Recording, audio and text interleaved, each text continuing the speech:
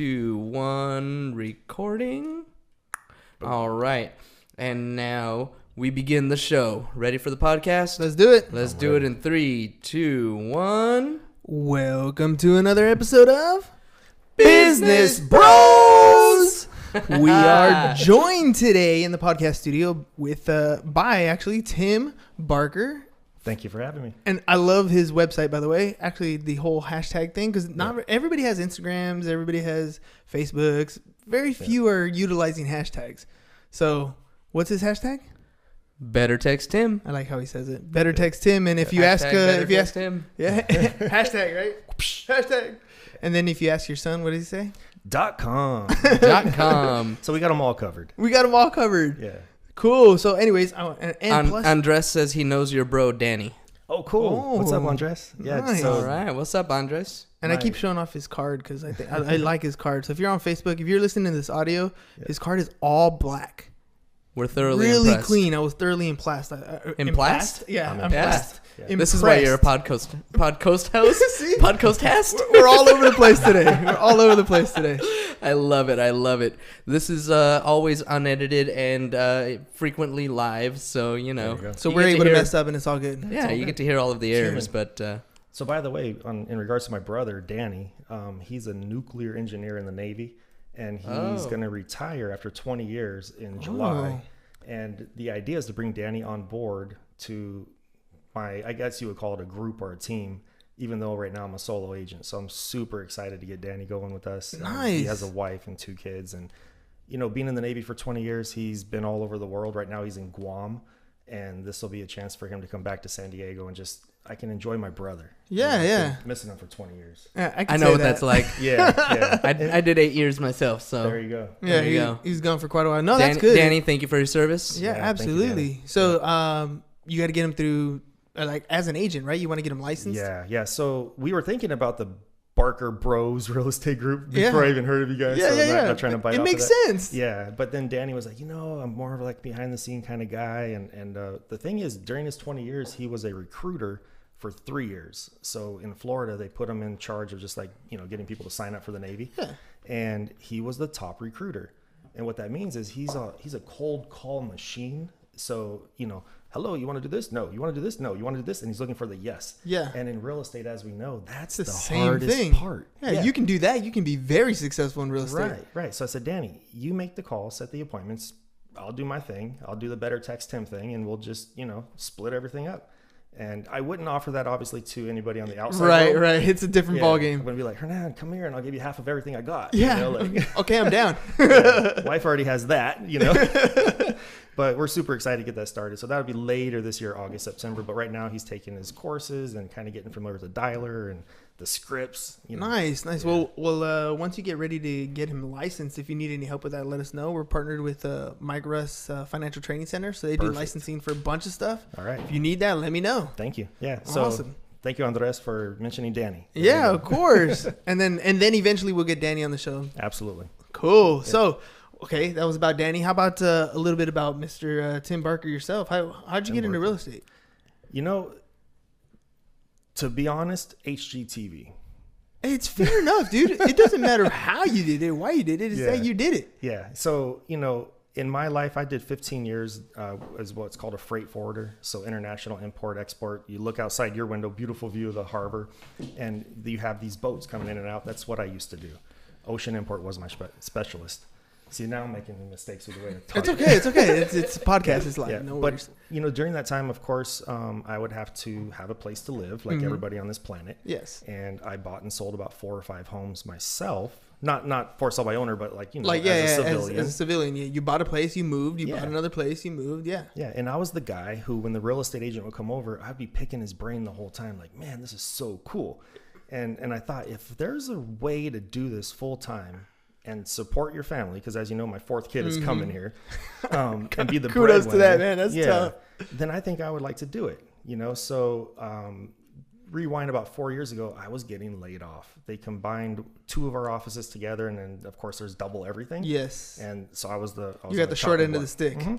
And they did give me a nice little severance and stuff. So I had already kind of decided that I wanted to try it, but I thought it'd be a part-time agent.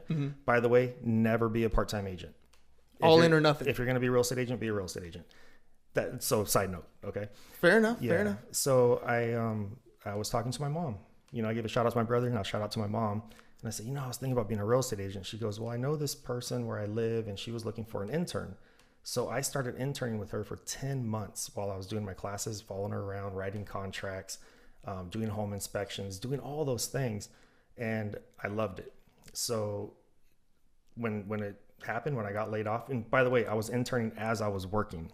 So this was weekends and nights. So you're interning and you're licensed at this point, or you're not licensed yet? I'm not licensed yet. So there's certain things I can't do, but I was working as a freight forwarder. Mm-hmm. So it's kind of like, you look up, you're like, thank you. Like everything's meant to be, it all kind of falls into place.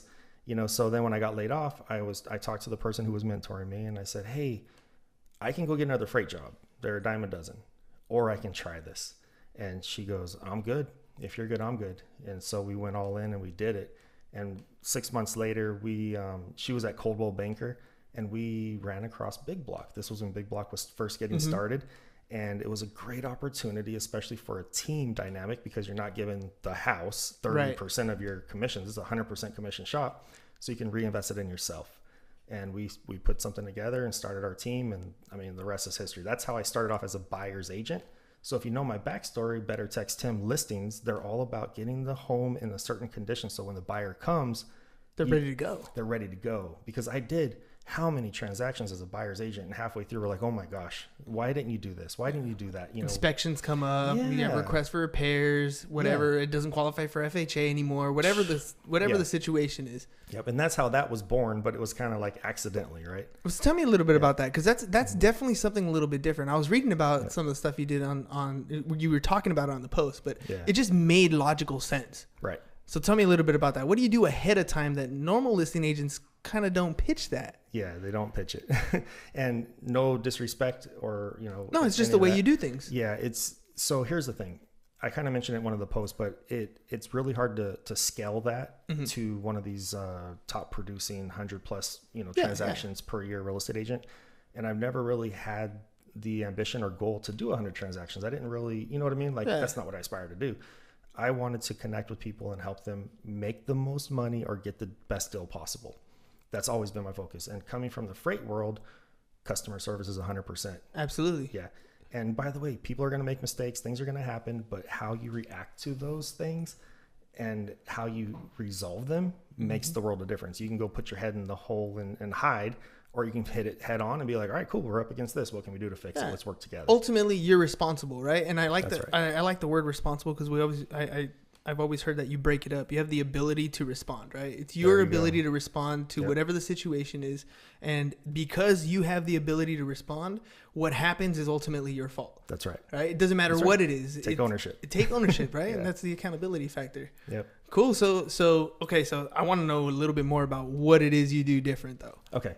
So first of all, when I take a listing, we sign a document called an SELM. This document basically gives us permission to keep the property off the MLS until it's ready. Okay. So during that time, we're doing home inspections, termite inspections, if you have a well, if you have septic, whatever it is. And then we do the repairs, whatever repairs that, are reasonable. And then we start to prepare the house for the market. And that's a deep cleaning, that's staging. Our boy Zabi, we all know Zabi. That's where he kind of plays into this mix. And then here's the goal. When the buyer walks in the house, they see the best possible house. They see a home when they walk in the door, something they could possibly see themselves in. Right. They're not walking in and seeing dog hair on the floor. They don't see a couch in a weird angle. They don't see, obvious, water damage on the floor, molding, these things that come on, you had an opportunity, you have control. And it's not thousands and thousands of dollars. No.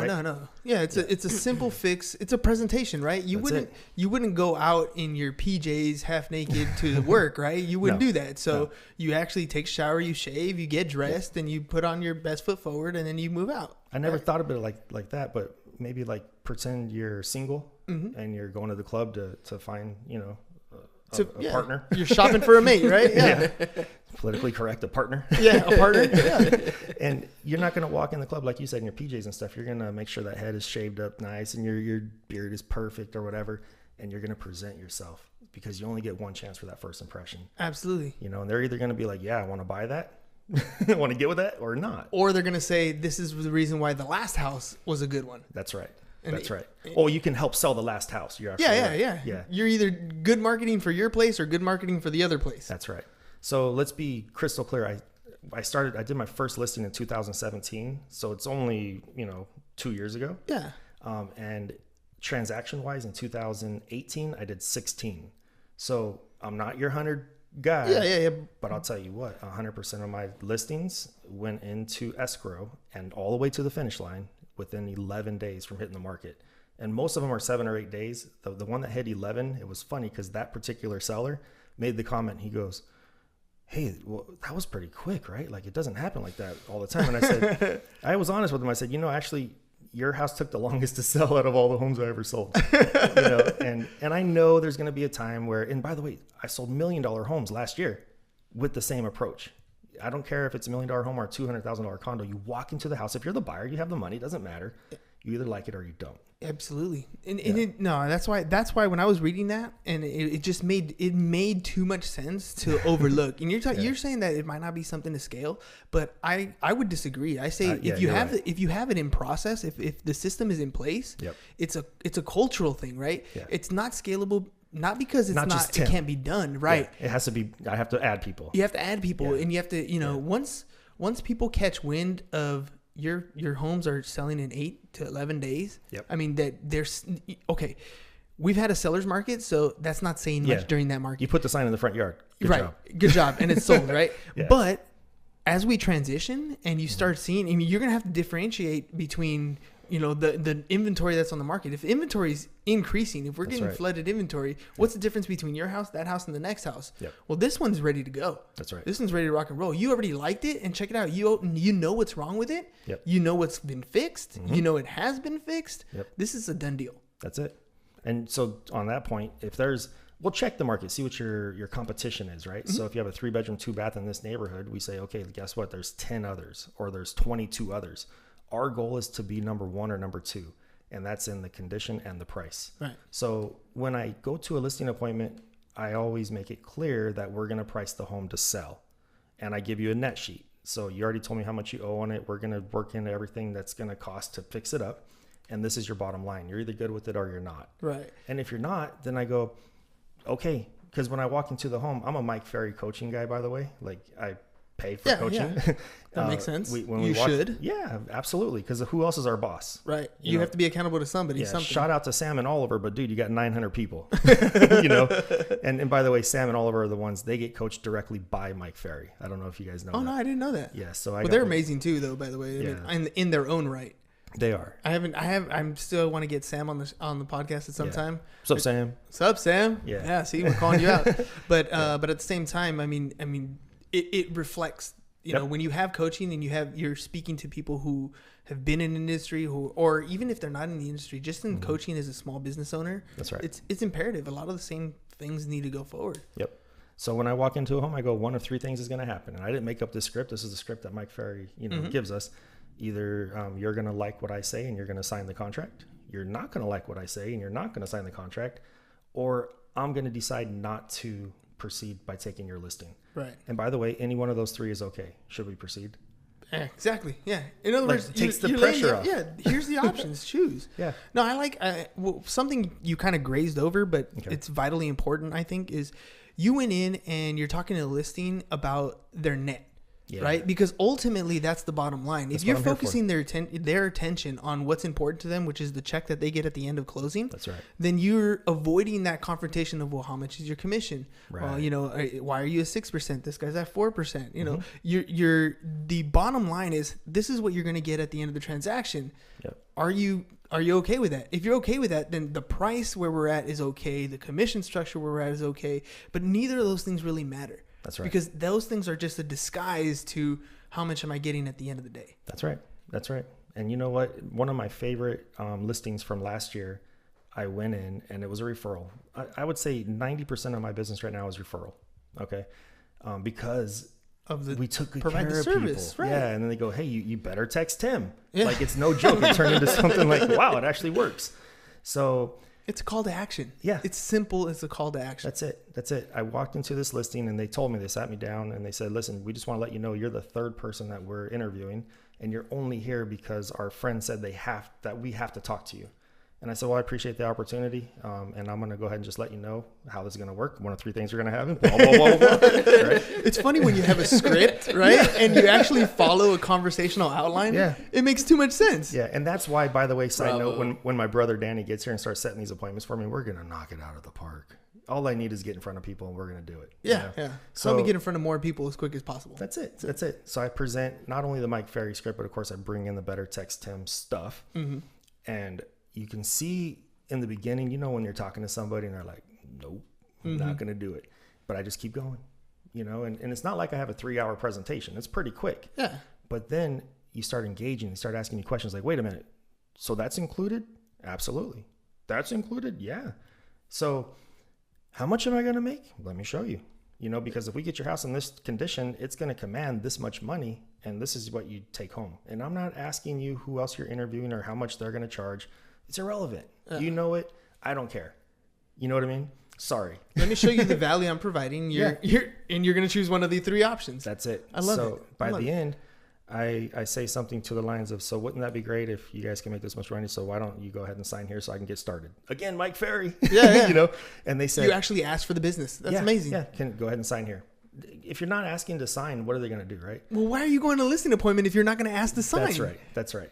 Yeah. Free plug for one of our viewers, Andres Guzman, AB&M Cleaning Services, specializing in real estate before and after staging. There you go. Perfect. Thanks for watching, Andres.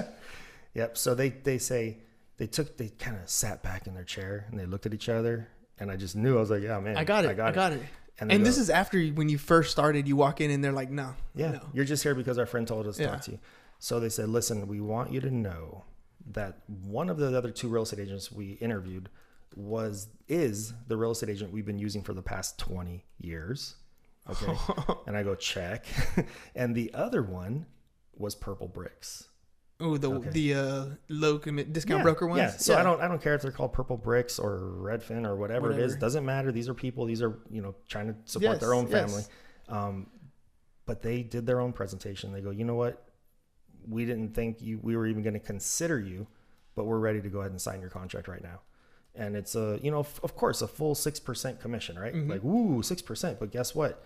By the time I pay for everything I pay for, it's equivalent to a 5% listing. Yes. You know what I mean? Because I'm putting my money. By the way, the one I just took in Rancho Bernardo, this little condo that I put on Facebook the other day, she goes, Tim, I love this idea. And obviously the last one didn't work. It was an expired listing, 180 days, not sold. And she goes, but I don't have any money. I don't have any capital. And I go, look, she's gone 180 days without, getting it sold. That's all these mortgage payments that she's been trying to get out of. Yeah. I can imagine. So I go, listen, I'm so confident in what I do that I'm willing to not only write checks for all these inspections and the staging and everything else, but I will also upfront the money for the repairs that we believe are necessary. And what are those? We're going to put new tiles in the kitchen. We're going to put new appliances. We're going to spray paint some acrylic on the bathtubs. Mm-hmm. These things that we like to do. And of course, that's going to be an extra, $2,000, $3,000, $4,000, depends on what we go with. And that's okay because I have the ability to do it. And my wife, by the way, 100% supporter. She goes, listen, if you want to do it, you think it's a good risk, do it. What's the worst that can happen? It doesn't work out and I lose $2,000, $3,000, $4,000, $5,000. If I don't have the ability to lose it, then I shouldn't put it on the table. Exactly. But I'm going to do it as many times. But you already know you're going to get it back and then some. Absolutely. And then how many referrals is she going to bring my way? Well, you saved her life. Exactly. Not life, but her financial life. Her financial life. You put her in a situation where she actually has an out. She was probably already in think about what an expired listing has gone through. They've gone through, probably lack of communication with an agent. Yep. They've gone through months of paying a mortgage or heading more towards a foreclosure situation. They're stressed out. They realize now that what they should have done at the beginning, which is price wise and the condition of the home, the only two things they really have control over. Yep. So they've opened their eyes, but now they're in a position where I can't do that. That's right. And you're coming in saying, I got you. Yep. And cape and all. So we signed the listing, we signed the SELM, what we're talking about. And then while we're doing our coming soon stuff and our pre-listing inspections, what I like to say is we're letting the property breathe. Okay. We're not listing it, relisting it, listing it, relisting it. Because when you go on any website, you can see the dates. Yeah. It's a story. And what do you do as the buyer? Oh man, I'm going to lowball this one. Yeah. Right. But if you see that you've changed the property, you see that work went into it. Right. Now the value that you're placing on the expired and the time frame that's gone in, it Yep. makes sense. Yep. As a matter of fact, we sometimes come in a little bit higher than the last price they had, and they go, wait a minute, what are they going to say? Like the buyer's going to say, why did it go up? And I go, exactly. Let me show you. Mm-hmm. Let me show you. This is what we did. Yeah. Yeah. That's funny because oftentimes you'll hear a lot of coaching where they're like, look, you can come in, you can relist it, paint it up a little bit and you're done, you're good to go. Yeah. Little lipstick on a pig. Exactly. That's right. And so, and you price it a little bit lower and you're good to go. But what does that do for the client? Nope. It doesn't really help the client. You're leaving money on the table. Yep. The client's not really, they're glad that they got the property off, and they're done with it, Yep. but it doesn't build that referral base. It doesn't give you, the agent, the credibility that enough where somebody else is going to say, better text him. It doesn't build the trust. It doesn't build the trust, right? And you know what? That trust is not just with the clients, but it's with the other real estate agents. What I found last year, we closed a deal. It was an Escondido. Mm-hmm. And that agent has such a good experience because I told him everything's done. Here's the pre-listing home inspection. Here's the list of repairs. Here's the receipt from the contractor. Here's your termite clearance. Here's everything. And he's like, man. Well, what do I have to do? He goes, do you do that on all? Exactly. What do I have to do? You just get them to write an offer, man. We'll take it to the finish line. But what happens is when I broadcast on Facebook, and I have probably well over 1,000 friends that are real estate agents because of course they go, you have 300 people in common, like, yeah. So you're like, okay, fine. But what happens is they start to see it like, wait, that's a better text Tim listing. And I know it's going to be a smooth transaction. Let me go show my buyers that one. Yes. Because you they're build that reputation amongst the so agents, good. Yeah. Right. So they know I'm not the guy like shady, trying to hide stuff or whatever else. And by the way, let's say we have something major. Let's say we have a foundation issue or something that, like, I'm not going to write a check for $30,000 as a real estate agent. Okay. But what we do is we price it right. And then we disclose it. So we go, hey, just so you know, it's a crack foundation. We already had the foundation guy come in, right? Here's the estimate for repairs. Here's the estimate, $30,000. We priced it here. Now, if you don't have the ability, the wherewithal to pay this $30,000, then what we recommend is coming in $30,000 over, and we will credit that $30,000 and have it paid and done during escrow. And now all of a sudden you're like, oh, okay, cool, crack foundation, but it's going to be fixed. Got it, check. Yeah. Creative. Yeah, it is creative, yeah. But just being honest and upfront. Well, it's not just honest and upfront because there's a lot of, you're a real estate agent. You have to disclose things anyways. That's right. So, the honest is kind of forced on you. Because anytime anybody says, I'm an honest person, you got to kind of think twice, right? Yeah. But it's not just the honesty part because you have to disclose. It's the solution that you provided that makes all the difference in the world. Like everybody has to do an inspection. Everybody has to do termite clearance. Everybody has to do all these things.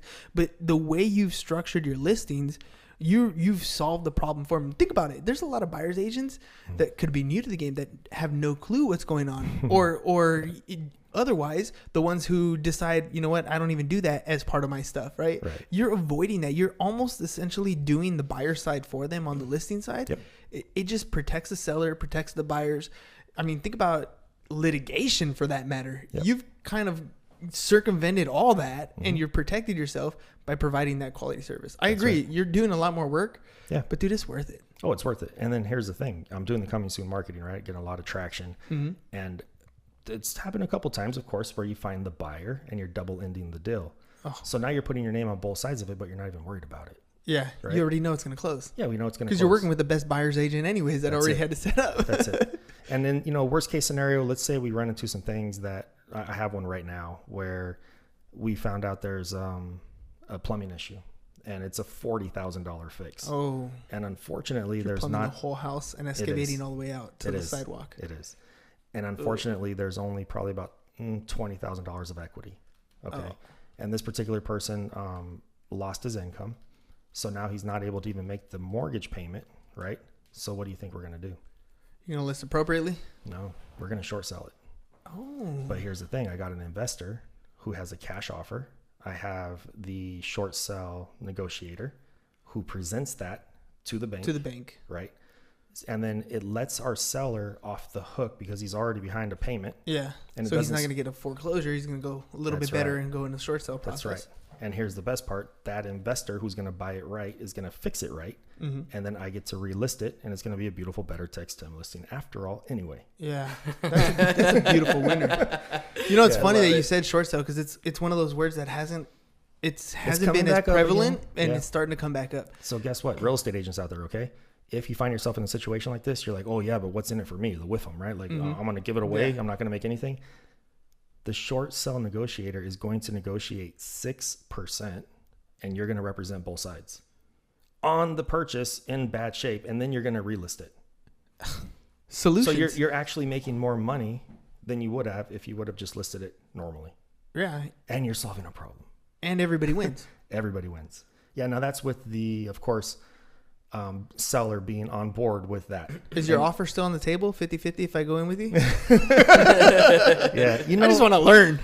So I've mentored a couple people on the side, and you know, I'm very proud of what they've been able to do with their own careers. And of course they always say, well, can't we just start a team? Can't we just do this? And I've been in team situations before, and I don't like how it makes you feel when you're starting to produce too much, and then half of your money is being like going basically away. Yeah. So that's why like people like Xandra at Big Block, she has it nailed down. I don't know how confidential it is, or you know, on the splits and stuff, so I won't give away too much, but basically it's not a 50-50 split, and she gives you an office and she gives you support, and it's a win-win. And by the way, whatever split that is, and that's between you and her, is for sure 100% less than it would be with the big block. I'm sorry, with the big shops like Century 21, Remax, you know, Coldwell Banker, those kind of things. So if you need the support and the mentorship, you align yourself with someone like Xandra, who's going to give it to you, but also provide you a situation where you're going to learn and grow. Right.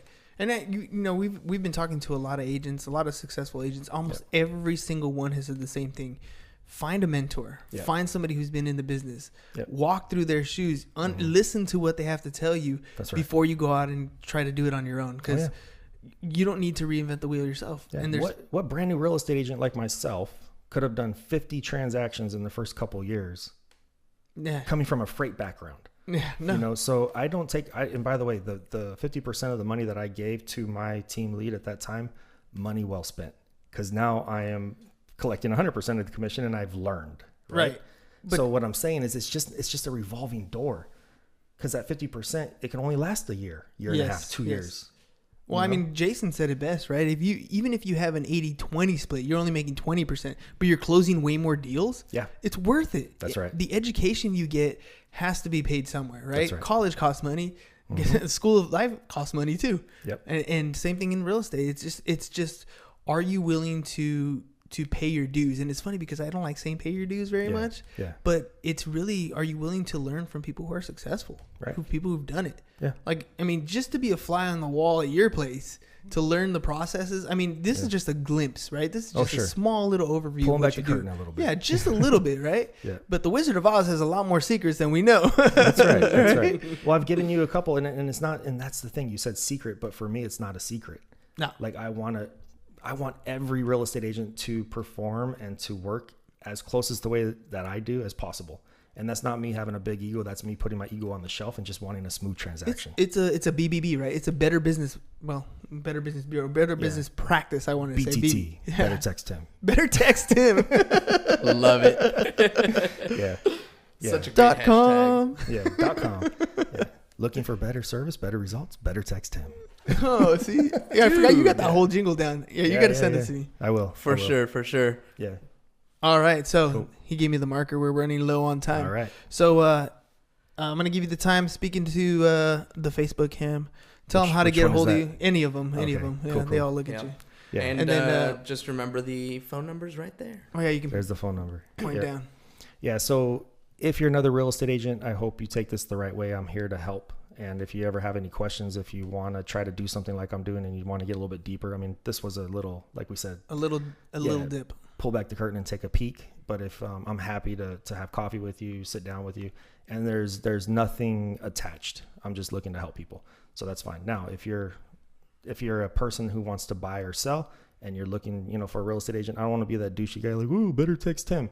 But I'll tell you what, if you text me, I'll be there and we'll get it done. We'll respond. We'll respond. Yeah. So if you're trying to look for me, hashtag better text Tim, just Google it and you'll come right to my personal Facebook page, and we'll get you taken care of. Ooh, and if we put together a little training stuff, would you be interested in showing people what you do? Listen, I'm always looking for opportunities to give back. So we have plenty of charities that we give money to. I mean, I told you I mentored many people on the side. I don't even like talk about it. It's just something that I like to do. So absolutely. Awesome. Awesome. I would be honored, put it that way. Okay, cool. Cool. Yeah. So I'm reaching out to you then. Cool. Yeah. All right. And then who did you want to tag? Okay. So,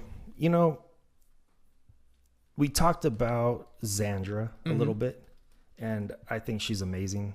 I think if I was ever going to start a team, which I might, it'll be based on the way she's doing it. And it's more of a hybrid, more of a give, right? Mm-hmm. So, Xandra, if you would be so kind to have a podcast here with the business bros, that would be awesome. And I would actually look forward to watching it. Sweet. All right. Well, Tim, thanks again for coming to the show. Well, thank you. Appreciate you, sharing the love, dude. I mean, Every time we have somebody like you on the show, shares some little bit of piece of knowledge out there, little nuggets, and that's hopefully what we do with the podcast is bring value to everybody through the people who are actually doing it, right? Yep. And so, thanks a lot for being on the show. Thank you for having me. Of course. And if you guys ever have any questions, you can email us, hernan@csfirst.com, james@csfirst.com for any of your insurance needs. And you can follow us on our social at Business Bros Pod. That's all we got for you guys today. Peace. Bye-bye. See ya. And I'm out. Thanks, Facebook. Yeah. Thanks, Facebook. You guys rock. Facebook. I love it. All right.